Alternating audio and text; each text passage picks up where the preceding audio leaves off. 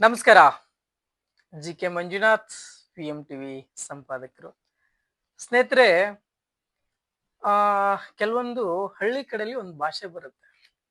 ಏನು ಒಂದು ಗಾದೆ ಮಾತು ಬರುತ್ತೆ. ಕೈಗೆ ಬಂದ್ ತುತ್ತು ಬಾಯಿಗೆ ಬರ್ಲಿಲ್ಲ ಅಂತ ಹೇಳಿ. ಕೈಗೆ ಬಂದ್ ತುತ್ತು ಬಾಯಿಗೆ ಬರ್ಲಿಲ್ಲ ಅಂತ ಹೇಳಿ. ಯಾಕೆಂದ್ರೆ ಕೆಲವೊಂದು ವಿಚಾರದಲ್ಲಿ ತಂದೆ ತಾಯಿಗಳು ಬಹಳ ದೊಡ್ಡ ಕನಸನ್ನ ಕಟ್ಕೊಂಡಿರ್ತಾರೆ. ನನ್ನ ಮಕ್ಕಳನ್ನ ಈ ರೀತಿಯಾಗಿ ಬೆಳೆಸ್ಬೇಕು, ನನ್ನ ಮಕ್ಕಳಿಗೆ ಅಂದುಕೊಂಡಂತ ಕನಸಿಗೆ ನಾವು ಸಹಕಾರ ಆಗಿ ನಿಲ್ಬೇಕು ಅಂತ ಅನ್ಕೊಂಡಿರ್ತಾರೆ. ಆದ್ರೆ ಎಲ್ಲವನ್ನೂ ಕೊಟ್ಟಾಗ, ಎಲ್ಲವನ್ನೂ ಆದಾಗ, ಅದೇನೋ ಅಂತಾರಲ್ಲ, ಬೆಲ್ಲದ ಕಡಲಲ್ಲಿ ಬೇವಿನ ಎಲೆ ಇಡುವ ಅಂತ. ಬೆಲ್ಲದ ಕಡಲಲ್ಲಿ ಬೇವಿನ ಎಲೆ ಇಡುವ ಅಂತ. ಎಂತ ಒಂದು ಅರಗಿಸ್ಕೊಳಕ್ಕಾಗದೇ ಇರುವಂತ ಘಟನೆಗಳನ್ನ ನಾವು ನೋಡ್ತಾ ನೋಡ್ತಾ ಬರ್ತಾ ಇದ್ದೀವಿ.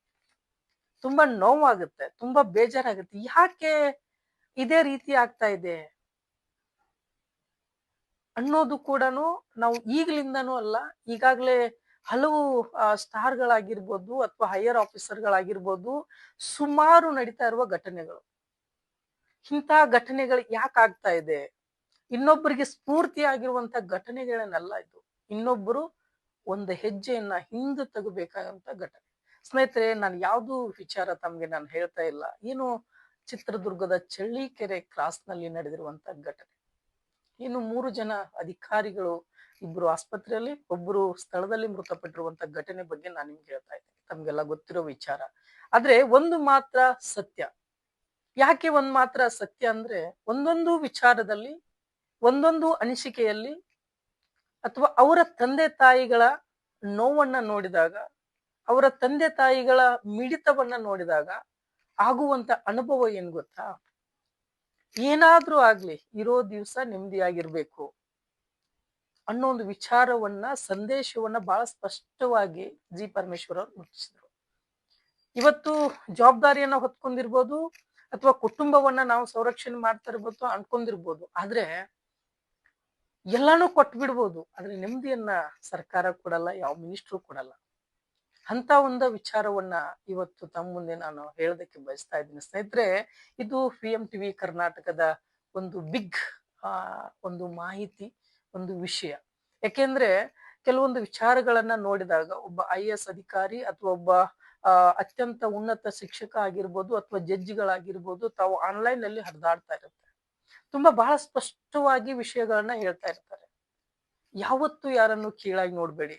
ನಮ್ಮ ಕಷ್ಟವನ್ನ ಪಡೆದುಕೊಂಡು ನಾವು ಮುಂದೆ ಬಂದವರು, ಕಷ್ಟ ಇಲ್ಲದೆ ಹಿಂದೋಗೋರು ಅಂತ ಹೇಳ್ತಾ ಇಲ್ಲ. ಏನು ಗುಲ್ಬರ್ಗ ಪೀಠಾಧೀಶಾದ ಜಡ್ಜ್ ಅವರು ಹೇಳ್ತಾರೆ, ಬಹಳ ಸ್ಪಷ್ಟವಾಗಿ ಹೇಳ್ತಾರೆ. ಕನಕದಾಸರದ ಒಂದು ಮಾತುಗಳನ್ನ ಹೇಳ್ತಾ ಇರ್ತಾರೆ ಅವರು. ಇಂಥ ಒಂದು ವಿಚಾರಗಳನ್ನ ನೀವು ನೋಡಿದಾಗ, ಎಲ್ಲೋ ಒಂದು ಕಡೆ ವ್ಯಸನ ಮುಕ್ತ ಅಂತ ಹೋರಾಡ್ತಿರ್ಬೇಕಾದಾಗ, ಇವತ್ತು ಸ್ಮೋಕ್ ನಿಂದ ಆಗಿರ್ಬೋದು ಅಥವಾ ಡ್ರಿಂಕ್ಸ್ ನಿಂದ ಆಗಿರ್ಬೋದು ಅಥವಾ ನಾನಾ ರೀತಿಯ ಚಟುವಟಿಕೆಯಿಂದ ಬಯಸ್ಕೊಂಡು ಸಾವನ್ನಪ್ತಿರಲ್ಲ ಅಂತವ್ರಾದ್ರೆ ಏನ್ ಅನ್ಸಿರಲ್ಲ, ಏನ್ ಬಿಡಪ್ಪ ಸತ್ತು ಹೋಗಿದಾನೆ ಅಂತ ಅನಿಸ್ತದೆ. ಇವತ್ತು ಕಷ್ಟಪಟ್ಟು ಹಗಲು ರಾತ್ರಿ ನಿದ್ದೆಗೆಟ್ಟು ತಂದೆ ತಾಯಿ ಮಡಿಲಲ್ಲಿ ಬೀಳೋದು, ತಂದೆ ತಾಯಿಗೆ ಏನಾದ್ರೂ ನಾನು ದುಡ್ಡು ಕೇಳಿದ್ರೆ ತಂದೆ ತಾಯಿಗೆ ಬೇಜಾರಾಗತ್ತೆ ಅಂತ ಮನೋಭಾವನೆಯನ್ನು ಇಟ್ಕೊಂಡು ಇವತ್ತು IAS IPS ಅಧಿಕಾರಿ ಆಗಕ್ಕೆ ಆದ್ಮೇಲೆ ತಿನ್ನುವ ಅನ್ನದಲ್ಲಿ ಮಣ್ಣು ಬೀಳುತ್ತಲ್ಲ, ಎಷ್ಟು ನೋವಾಗುತ್ತೆ. ಇಂಥ ಒಬ್ಬ ಅಧಿಕಾರಿಗಳನ್ನ ಕಳ್ಕೊಂಡಂತ ನಾವು ಕೂಡ ನತದೃಷ್ಟರೇ. ಇವತ್ತು ಪಿ.ಎಂ ಟಿವಿ ಕರ್ನಾಟಕ ಮುಖಾಂತರ ಅವ್ರಿಗೆ ನಿಜವಾಗ್ಲೂ ಏನ್ ಹೇಳ್ಬೇಕು ಅಂತಾನೆ ಗೊತ್ತಾಗಲ್ಲ. ಯಾಕಂದ್ರೆ ಕೆಲವೊಬ್ರು ಹೇಳ್ತಾರೆ ಭಾವಪೂರ್ವಕ ಶ್ರದ್ಧಾಂಜಲಿ ಅಂತ ಹೇಳ್ಬಿಟ್ಟು, ಅದು ಪೋಸ್ಟ್ ಅಲ್ಲಿ ಸ್ಟೇಟಸ್ ಅಲ್ಲಿ ಮಾತ್ರ ಇರುತ್ತೆ, ಅಲ್ಲಿ ಭಾವನೆನೇ ಇರಲ್ಲ. ನಿಜವಾಗ್ಲೂ ಆ ಭಾವನೆ ಇದ್ದಿದ್ರೆ, ನಿಜವಾಗ್ಲೂ ಆ ತರ ಇದ್ದಿದ್ರೆ, ಯುವಕರು ಹಾಳಾಗ್ಬೇಡಿ, ಯುವಕರು ರ್ಯಾಶ್ ಆಗಿ ಹೋಗ್ಬೇಡಿ, ಯುವಕರು ಕೆಟ್ಟದಾಗಿ ಹೋಗಬೇಡಿ, ಯುವಕರು ಯಾವುದೇ ರೀತಿಯಾದಂತ ಆಮಿಷಕ್ಕೆ ಒಳಗಾಗ್ಬೇಡಿ. ಯಾಕೆಂದ್ರೆ ಇಂಥವ್ರ ನಿಯತ್ತಿಂದ ಓದಿ, ಇವತ್ತು ನಿಯತ್ತಿಂದ ಬದುಕಿ, ಇವತ್ತು ತಂದೆ ತಾಯಿಯನ್ನ ಸಾಕ್ಬೇಕಂತ ಹೇಳಿ ಇವತ್ತು ಮರಣ ಹೊಂದಿದ್ದಾರೆ ಅಂದ್ರೆ ಎಷ್ಟು ಬೇಜಾರಾಗುತ್ತೆ.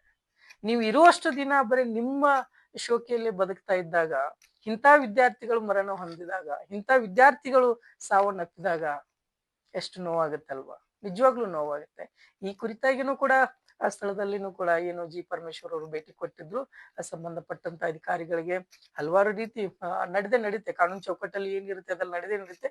ತಮ್ಮ ಕಡೆಗೂ ಈಗ ಗಮನಗಳು ಇರುತ್ತೆ ಅದೇನೇ ಏನಾಗುತ್ತೆ ಯಾಕಾಗುತ್ತೆ ಅಂತ.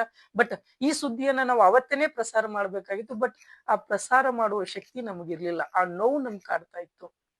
ಆದ್ರೂ ಕೂಡ ಆ ವಿಷಯವನ್ನ ಮಂಡಿಸ್ಬೇಕಂತ ಹೇಳ್ಬಿಟ್ಟು ವಿಷಯವನ್ನ ಪ್ರಸಾರ ಮಾಡ್ಬೇಕಂತ ಹೇಳ್ಬಿಟ್ಟು ಇದಾಯ್ತು. ಯಾಕೆಂದ್ರೆ ತಮ್ಮದೇ ಆದಂತ ಟ್ರೈನಿಂಗ್ ಅಲ್ಲಿ ಗೆಳೆಯನನ್ನ ಮದುವೆಗೆ ಹೋಗ್ತಾ ಇರ್ತಾರೆ. ಗೆಳೆಯನ ಮದುವೆಗೆ ಅಂದ್ರೆ ಅವನ ಆತ್ಮೀಯ ಗೆಳೆಯನ ಮದುವೆಗೆ ಹೋಗಿ ಬರ್ಬೇಕಾದ್ರೆ ಸಾವನ್ನಪ್ತಾರಂದ್ರೆ ಅವ್ರು ನಿಜವಾಗ್ಲೂ ಆ ಸ್ನೇಹದ ಬಗ್ಗೆನೂ ನಾವು ಖುಷಿ ಪಡ್ಬೇಕು.